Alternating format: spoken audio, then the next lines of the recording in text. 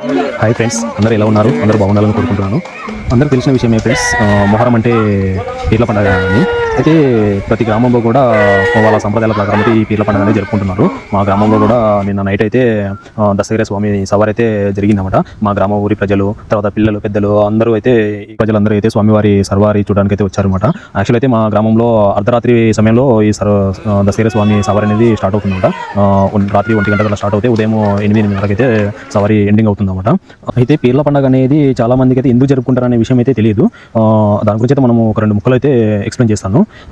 ఇది పీర్ల పండుగని జరుపుకోవడానికి కారణం ఏమంటే, ఇరాక్ దేశంలోన కర్బలా అనే ఒక ప్రాంతం ఉంటుందన్నమాట. ఆ కర్బలా ప్రాంతంలోన ఇమాం హుసేన్ అనే అతను, తర్వాత అజిత్ సైన్యం ఉంటారన్నమాట. వీళ్ళకు అజిత్ సైన్యానికి ఇమాం హుసేన్ వాళ్ళకు వ్యతిరేకం అనమాట. వీళ్ళిద్దరికీ ఒక యుద్ధం అనేది జరుగుతుందన్నమాట. అజిత్ సైన్యం వచ్చేసి ఇమాం హుసేన్ వ్యక్తిని చంపేస్తారన్నమాట. ఆ వ్యక్తిని చంపేయడం ద్వారా కర్బలా ప్రాంతం జరిగిన కర్బలా యుద్ధం అనేది పేరు వచ్చిందన్నమాట. ఈయన ఇమాం హుసేన్ వచ్చేసి న్యాయం ధర్మం కోసం పోరాడే వ్యక్తి అన్నమాట. యజీద్కి న్యాయం ధర్మం కంటే పదవి ముఖ్యం అన్నమాట. ఆ ఉద్దేశంతో యజీద్ తన సైన్యాన్ని పంపించి ఇమాం హుసేన్ని చంపమని చెప్తాడన్నమాట. యజీద్ సైన్యం అయితే అప్పుడు వాళ్ళ సైన్యం అయితే ఇమాం హుసేన్ని చంపేస్తామట. ఇమాం హుసేన్ చనిపోయిన దినాన్ని గుర్తుగానే కొందరు అయితే ఇలా పీర్ల పండుగని ఊరేగింపుగా జరుపుకుంటారు. మరి కొందరికి ఈ పండుగను అయితే వ్యతిరేకిస్తారు అనమాట. ఇమాం హుసేన్ చనిపోయిన దినాన్ని, ఒక బాధకరమైన దినాన్ని, ఒక భావోద్వేగమైన దినాన్ని, శోక దినంగా భావించాల్సిన దినాన్ని ఒక పండుగ ఇలా జరుపుకుంటామని మరి కొందరు అయితే వ్యతిరేకించి ఈ పండుగ జరుపుకోరు. అయితే అది వాళ్ళ ఆలోచనలు, వాళ్ళ వ్యక్తిగతానికి సంబంధించిన విషయం, వాళ్ళ సంప్రదాయాలకు సంబంధించిన విషయం కాబట్టి అది వాళ్ళ వ్యక్తిగతానికి సంబంధించిన విషయము.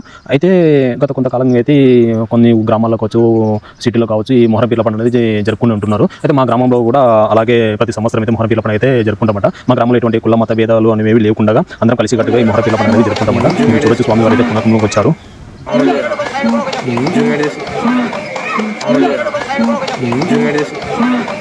మీరు చూడొచ్చు, స్వామివారు అయితే దాదాపుగా అయితే ఒక 3 రౌండ్లు వేస్తాడన్నమాట. స్వామివారు అయితే 3 రౌండ్ల తర్వాత అక్కడ నిలబడారు. మీరు చూడొచ్చు, కొంతమంది అంటే వాళ్ళకు ఏదైనా కష్టాలు ఉండి కావచ్చు, హెల్త్ ప్రాబ్లమ్స్ కావచ్చు, కొంతమంది పిల్లలు కానీ వాళ్ళు కానీ తమ కోరికలను నెరవేర్చుకోవడం కోసం అయితే స్వామివారిని వాళ్ళకున్న బాధలను అడగడం కోసం అయితే వాళ్ళు నిలబడుకుని ఉన్నారన్నమాట. స్వామివారి సవారి చూడడానికి మా గ్రామం నుంచే కాదు, ఇతర చుట్టుపక్కల గ్రామాల నుంచి కూడా చాలా మంది అయితే జనాలు అయితే వస్తారన్నమాట.